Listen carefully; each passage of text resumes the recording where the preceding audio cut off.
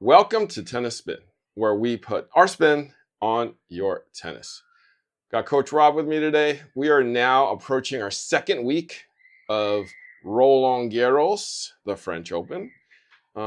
We are going to actually talk about that and who we think will win now. I know it's a weekend, but it's going to make it a little easier this way, hopefully.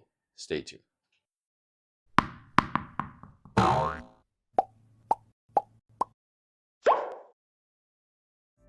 Guys, we all know direct tennis is your space for finding a tennis stringer in your neighborhood. And if you are a stringer yourself, join their network. Become a direct tennis stringer.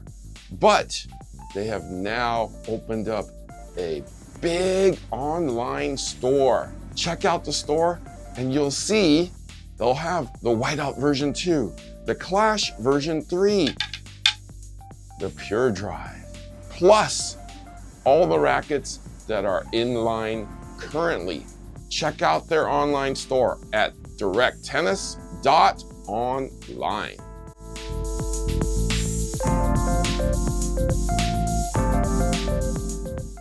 All right, we're into the second week of Roland Garros, and Coach Rob has been watching it with pinpoint accuracy since he is a morning person and he is up at the crack of dawn or before dawn watching the French. True. I'm not sure pinpoint accuracy, but yes, I have been watching when I can, yes. All right. So what have you seen this year and anything surprise you? Well, like today, Draper, it was supposed to be a big match with him and Fonseca, and it was like big ticket, big money for tickets. It was supposed to be an epic battle of the young up-and-comers, and for whatever, Draper went through him in straights. Well, everybody's been talking about Fonseca. I get it. He's the latest and greatest young star. He's 18. That's exactly. Well, Draper was 18. He's no longer 18. I was 18 too, but... Yeah, I was 18 too, and I was the ball boy. Yeah. Okay, Me too. So, but who'd you ball boy for? A lot of stupid people. I mean, tennis people. Wow. But, okay. But I don't know, anybody who would take me. You know, it's fine. I don't mind. All right. We were doing Bank of the West, Volvo. Yeah, all I remember was Cow Palace or Civic Center. Civic Center. Yep. Yeah. So back in the day when. There was actually tennis in San Francisco, you know. In the Bay Area. Exactly. Yeah. And now it's nowhere to be found. Indian Wells, closest spot. Exactly. Unless you go to like a Tiburon Challenger level tournament. Exactly. But which is great tennis to watch. Totally. I mean, I used to see Shapovalov, Tiafoe, Tommy Paul, you know, all those guys before Ben Shelton for 1 year, you know, who basically kind of graduated from that and went on to bigger things, you know. But you know, going back to Fonseca and Draper, you know, Draper I feel like has been where Fonseca has been, and he's just a little more of a veteran at it now. Like he's been there, you know, been through it a couple more times. It's just he's just been battling injury. So I wouldn't pass Draper by as being the dark horse to win the whole thing, to tell you the truth. Like it would surprise me, but it also wouldn't surprise me. Right? Because he's got momentum going in and he's finally healthy. He hits a pretty big ball, right? I mean, obviously the left-hander. Odds. Yeah, exactly. And that throws people off a little bit. Everybody is saying Alcaraz or Sinner. The clay benefits Alcaraz a little bit more. So, I mean, in my prediction, I was going to say Alcaraz, probably the French and Alcaraz for Wimbledon and Sinner for the U.S. Open. That's what I've been saying all year long. Hard court, soft courts. Who would be your dark horse? Well, if you look at it, Big Foe hasn't dropped a set yet, I don't think. Which, granted, that's not one who'd probably be going to, you know, win it all. But hey, he's playing well. Hasn't dropped a set. That's impressive. Who's he played though? Well, it's the draw. You get whoever's in the draw, right? Right. Look at Ben Shelton. Ben Shelton's had some big matches. Tommy Paul has had some great 5-setters.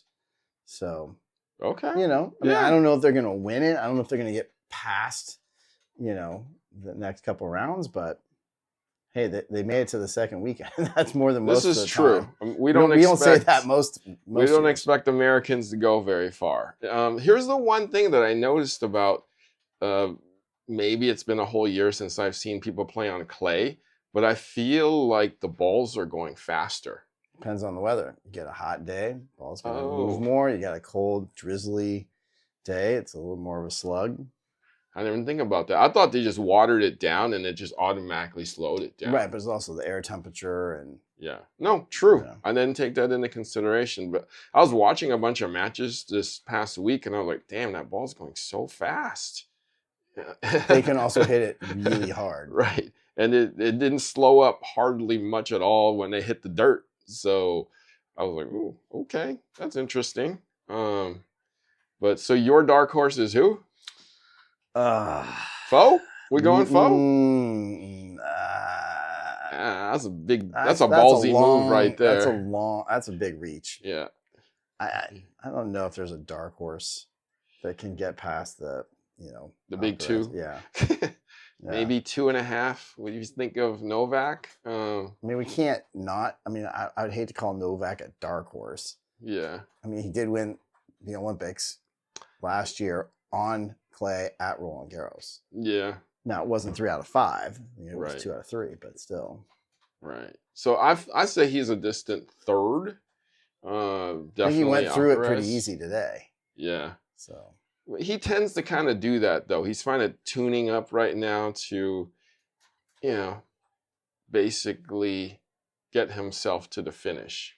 And when he starts playing the tougher players, obviously it's going to be a little more, exerting to his body. And the rallies are going to be longer, right? There's not as many easy points. Like Sinner's going to make him stay in there. Alcaraz is going to do the same thing. They're going to stretch him to 4 to 5 sets. They don't mind being out there. So, and he is how old? 38. Yep, I believe. Could be wrong. So I mean, hey, props to him if he makes it. But I kind of see him. Props for him for being able to slide on the clay like that, digging balls out of the corner. Well, he is Novak. Yeah. I feel like if you keep going, you can keep going. At a certain level until your body says you can't. So, and his body hasn't really said, "Hey, you can't yet." Kind of like Andy Murray, where you just become like 2 stilts and barely getting around anymore. So, Father Time's undefeated. So yeah.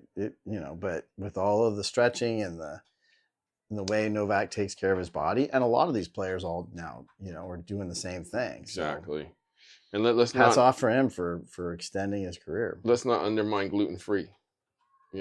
Obviously he figured out gluten-free helps out his body probably to recover and not inflame. So he figured it out. And I feel like doing stuff like that can extend your career even more too. So I say Alcaraz, you say Alcaraz. Okay. Well, let's just quickly turn over to the women's side here. Is anybody going to beat Sabalenka? That'll be, we'll see. It'll be, I mean, Iga's won it for 2-3 years, right? In a row? Something like that. I think it's 3. Could be wrong. So no fact check. 3 in a row. Let us know. It's 2 or 3. I think they were saying this is the 4th, so it has to be 3. This is her surface, though. But Sabalenka still hits a big ball. And that big ball travels through the air fast. But here's the thing. It slows up just enough for Iga to actually cover it a little bit more than on a hard surface. Right. So I feel like if Iga's going to win anything this year against Sabalenka, it's going to be French. Because it just slows up enough for her to just get it. Just get it where she doesn't overcover it and it flies long. Or she way overcovers it, and Sabalenka is just going to keep teeing off on that ball, like over, and then defense the whole rest of the time for Iga. And she's done it before. I mean, in some of those epic matches, like you just see Sabalenka just teeing off, and Iga's just cover,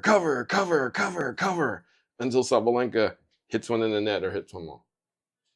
Yeah, that can happen. Yeah. It's hard to hit that many winners in 1 point and not win the point. Exactly. Because it keeps coming back. Now, what about like Keys or Ostapenko? Keys is still cruising. You know, maybe Ostapenko. I mean, she likes to hit the ball hard. Right. I don't know if clay is really her surface, but she's won there before. I could be wrong. Yeah, she's won there before. Okay. And how about like a Coco? Coco, if she's serving well. Yeah, or and her forehand doesn't go off. Pegula. She went through. I think she went pretty easy today. Okay. Or maybe not easy. It was like 2-5 or something. Yeah. But. Mira Andreeva would be my last one.